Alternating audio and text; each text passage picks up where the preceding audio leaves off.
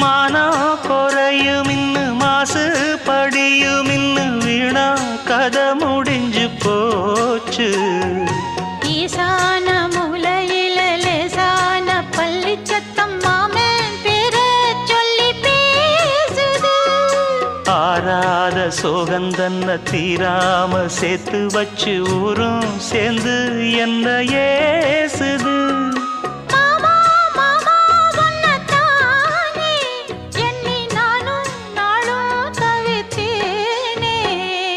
கூண்டுக்குள்ள என்ன வச்சு கூடி நின்ன ஊற விட்டு கூண்டுக்குள்ள போனதென்ன கோலக்கிளி.